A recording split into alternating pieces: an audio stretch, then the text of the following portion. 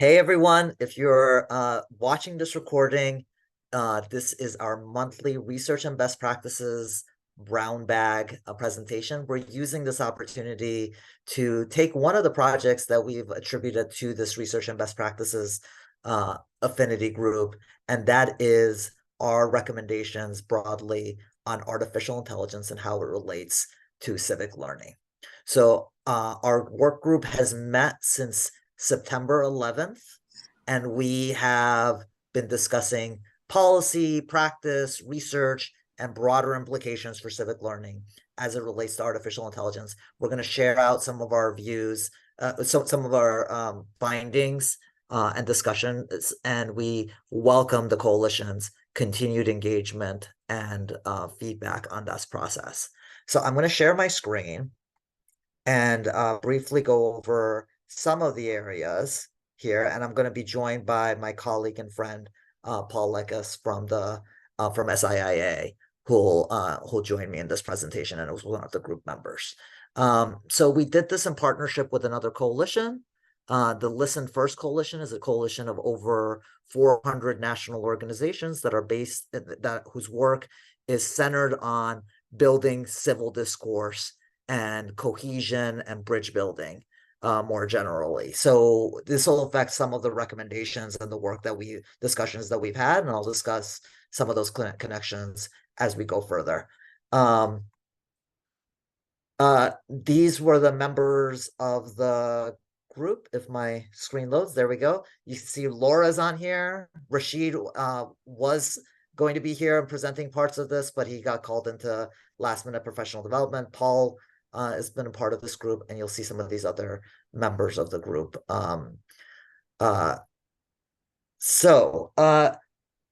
do you want to just kind of I think that the conversation around some of the scope of this came about by some of our initial conversations. Do you want to just take this part here and share out what your how what were we trying to do?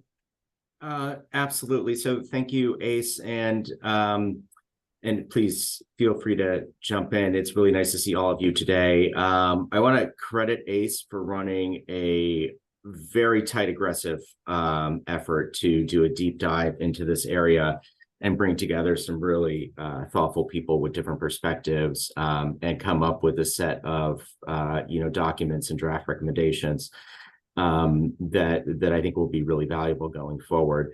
And I'm not sure how aware everyone in the audience is, so I apologize, but certainly everybody these days is looking at what the impact of AI is on whatever area it is that they care about, whether that's education or workforce development or whatever.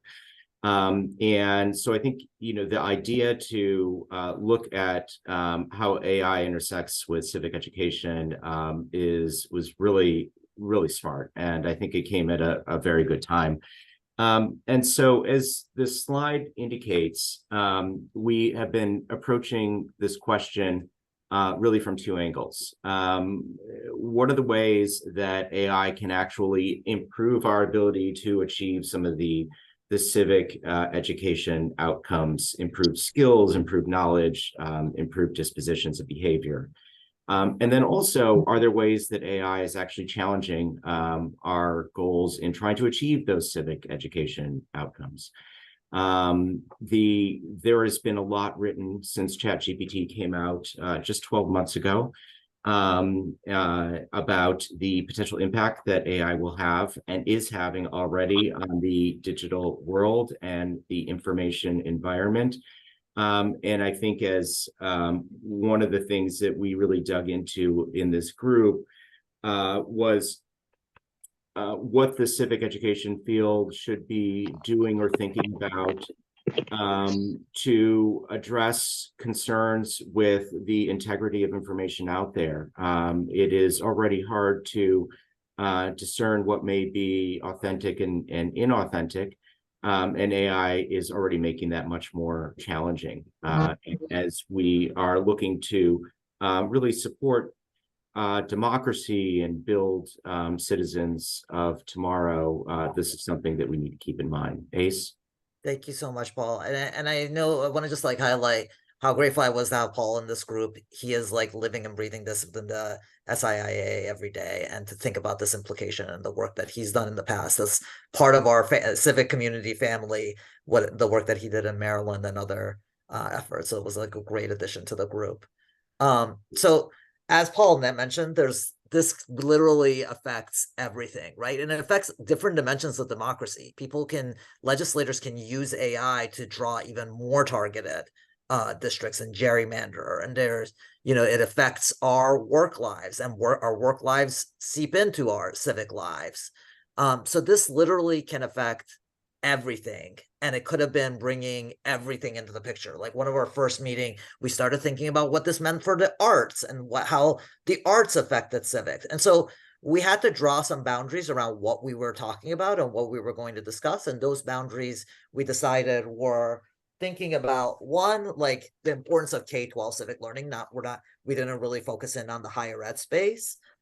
Secondly, we wanted to think about sort of the knowledge, skills, dispositions, and behaviors that were implicated in this, not necessarily an issue. So students and educators still pick the issues and topics. We really wanted to figure out how would this impact those knowledge, skills, dispositions, and behaviors. And because of our areas, like this is obviously there's going to be in computer science and STEM, we really, because of the expertise we had in the room, we really focused more on the humanities. So as Paul mentioned, part of the imperative in this is that it can do really positive things and we'll talk about some of those areas that we discussed within the group. And it can also like really make what is currently like, I'm trying to think about an adjective that's not a curse word because we're recording, but how we navigate some of the real challenging pitfalls that so that was bureaucratic talk for a curse word right there, that come into this picture. So one, how does this affect both the positives and the negatives?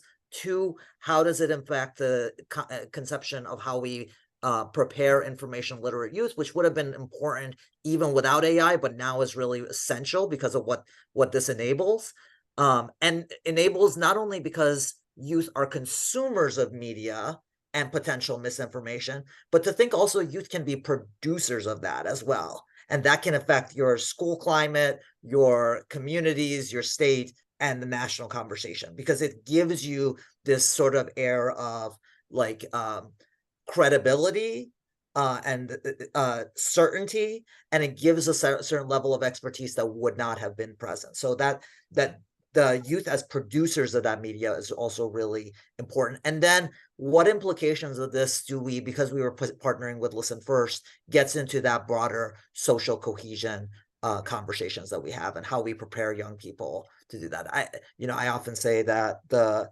part of when we talk about outcome variables for K-12 education, we go to summative outcomes and things like that. I would say some of the divisions that we have right now in our country should be seen as summative outcomes of our K-12 education system. So how can we do this better? Paul, do you want to go over just, on the spectrum, what we think about some of those negatives and positives? Yes, thank you. I was just finding my unmute button. So I think this slide is really interesting. A lot of this focus is really on the AI technology.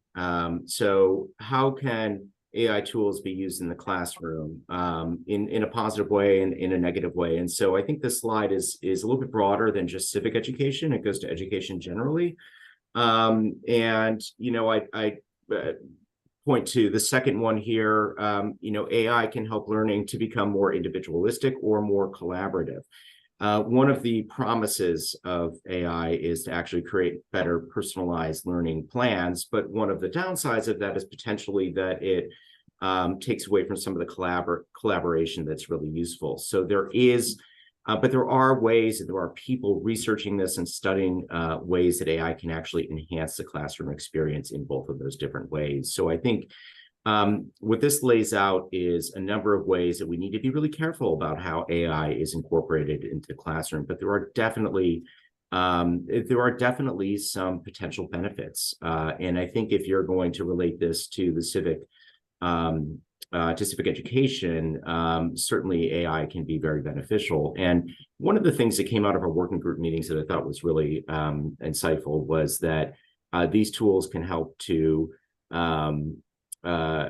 address resource disparities in that there are schools that don't have as many personnel, and it's much harder. It takes a lot of time for educators to be able to devise curricula that are really suited to their students. And some of these tools that are out there can really help there, both on the curricula side, on the assessment side, and so on.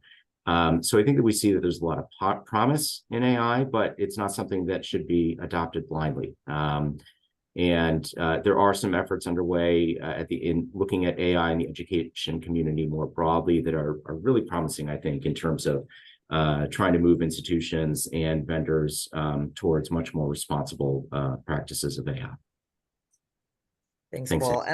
And I think, I mean, taking, so I put the, as we're going along, I'm putting in some of the associated collateral into the chat, and it was important for us to think about, you know, the technology is continuing to change every day. I mean, part of what, like one of the meetings, like an hour before they OpenAI announced that ChatGPT can now look at images in that sort of way. So like things are going to continue to change with this. And we tried to get some recommendations and some of those changes that are going to be a little bit more timeless. So, you know, how do we think about individualism versus collective sort of learning? How do we think about the scale by which these things can be happen and be transported? How can we think about, as Paul noted, accessibility outcomes? And so all those things will affect what we saw as the important knowledge, skills, dispositions, and behaviors that support a high quality civic learning experience. And they can do so in both positive and negative ways for each of these areas. So on a knowledge level, where a lot of these things, I mean, misinformation and distrust will be part of it, but on a knowledge level, yeah, you can, it does give information. Whereas if I were talking to Ashley, I didn't know an answer, I can hem and haw a little bit, like, I'm not sure about this, like, but it does give it in an authoritative voice. So that can be a big thing for misinformation. And at the same time, for historical knowledge, you can also, like, you know, debate Roger Taney on the Dred Scott decision, have it be an avatar. Oh, and if we can mute Sharonda. We can, you know, you can debate an avatar with a specific person. You can, so in the skills, it can really breed misinformation. But if we have sort of skepticism with that information, it can make our thinking more critical in general. And just to give away a little bit of a secret on some of my facilitation is, at times I did during these meetings do have like ChatGPT give me the brainstorm of the different issues, so to make sure that we were all on the right track, that we were capturing really all the things. So it can help with that sort of brainstorming function if we give people the skills, tools, and opportunities to be that decider and to think about why they're making that sort of decision. So disposition, it can read that greater distrust and calcification of ideas, but it can also give you, from a social cohesion angle, an opportunity to debate people who you might disagree with in a very low risk way. Whereas, you know, again, Ashley, you're on my screen, so that's what I'm giving you as an example, not just because I'm calling you. But if Ashley and I disagree on something and I know her political views, I cannot, you know, like take some of those things in a more low risk way rather than putting my friendship in her in any sort of risk. Not that, you know, you and I would disagree in any sort of way that it would affect our friendship, but that you can possibly have that disposition of understanding people in a deeper way. And the behaviors, part of when you think about jury duty and voting and all those things can be more informed, but it can also like reduce that human interaction, and that human interaction does have byproducts of social trust, and we need to be able to be focused on that. So that gets us into, so mentioning these sorts of knowledge, skills, dispositions, and behaviors, I highlighted that, those giving that low risk opportunities to, and helping AI be an aid in terms of some of the skills, and being a starting point for that collaboration, but can also do the exact opposite. And that really makes us incumbent about thinking about our practice more clearly. and effectively. And so we really used the 6 practices of high quality civic learning here. We started with that, and we thought about what are the implications of each of those practices with regard to AI. So, on the knowledge, we think that is still a really important area, and not only historical knowledge and well enough that you might be able to tell what is correct and misinformation, but also the knowledge of how past innovations have worked and what have been the pitfalls of those past innovations, and including that in terms of your students' historical understanding. And then that giving it an avenue for young people to engage in current issues discussion. We think that this is a really important thing that will impact young people's lives for years and years to come. And it's too late to wait for them to be 22, 23 to engage in these discussions that are going to have immense ripple effects on their futures as well. So that there's a way that we need to incorporate these right into our classroom instruction. And then lastly, the opportunities, we think that thought it was really important for to provide opportunities for students to interact with each other, with people that they might disagree with, and with views that they might disagree with. And so because if you give a young person a historical essay, they can put that into ChatGPT. We thought more applied opportunities where students have that collaborative engagement would be the better way to go in terms of civic learning. So what does that mean? So young people participation in school governance opportunities, simulations. I've already given an example of a simulation, service learning opportunities, extracurricular activities like the Girl Scouts, the YMCA, those kinds of things that we know, youth and government program, and things that we know have been effective. That sort of human interaction will have even a greater premium for our field moving forward. And so I'll hand it now in terms of thinking about what are the conditions that we think that might lead to that. And these are, again, still getting worked through, so they're not final, but I'll give Paul to present our policy recommendations. Great, thank you, Ace. And our policy recommendations, as we continue to build them out, are really focused on what is unique about the civic space, the civic education space, and its interaction with AI.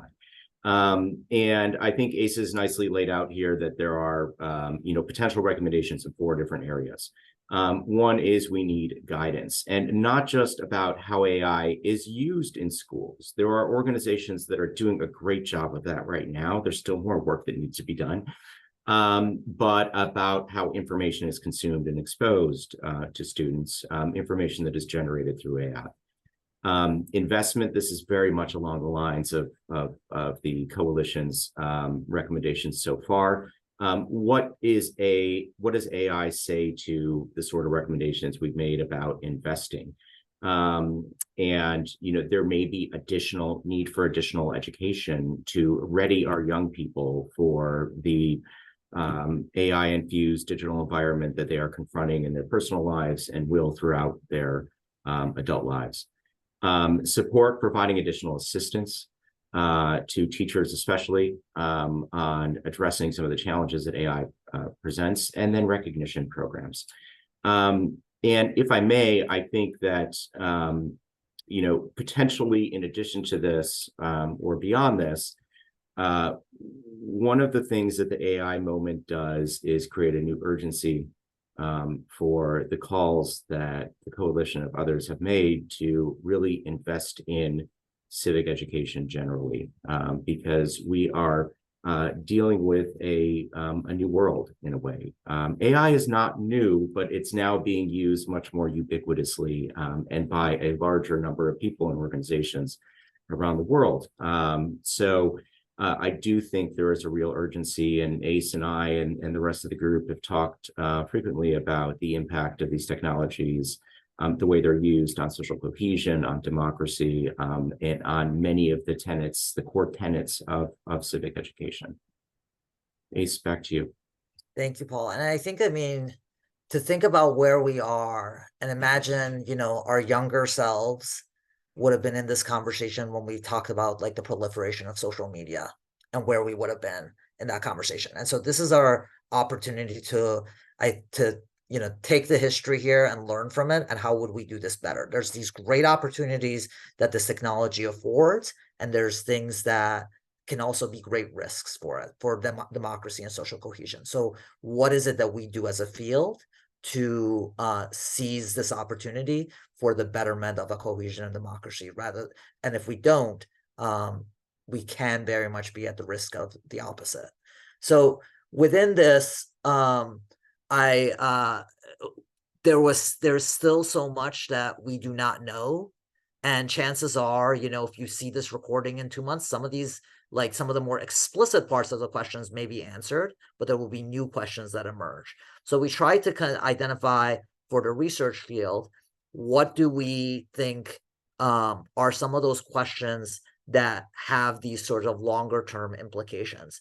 So one was around information literacy. How do we think about the standards for that? And how do we know the standards relate to different experiences that young people have? That's always a question within our field when it comes to standards and implementation.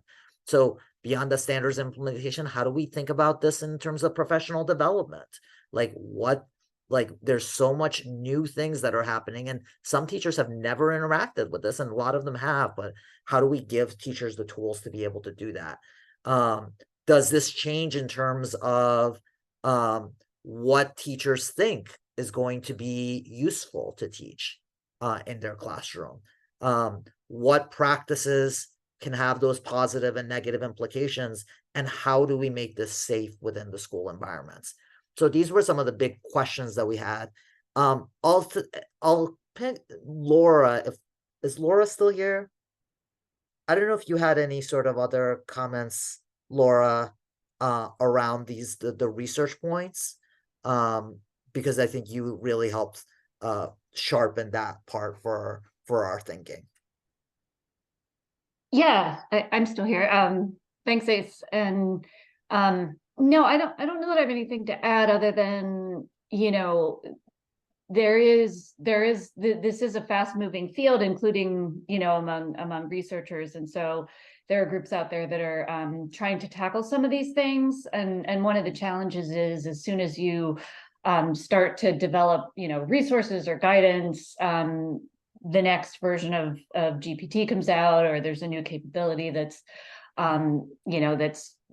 becomes available. And so it is really, it's fast moving on all fronts. And I think we in the research community aren't always as fast as maybe we could be. And some of that's just a function of, the way we do our work and the way things are funded. But I think all of us need to be, really trying to keep up with how this evolves, and making sure that we're, working alongside the policymakers and the practitioners to generate evidence-based guidance for it.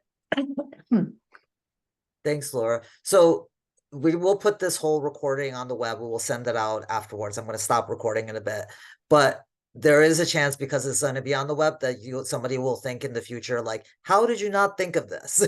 So we do want to really highlight here that this is meant to be a conversation starter for our field, and not the end of it for our field. Some of these things are continue to evolve. I've put the information here into the chat so you can see the resources. We're still thinking of a timeline of release of these different products, and we welcome people's engagement with these and suggestions. We've already been taking a lot of suggestions, not only from the members of the working group, but also others from the field. And so with that, we'll I'm going to stop the recording and we'll go into discussion.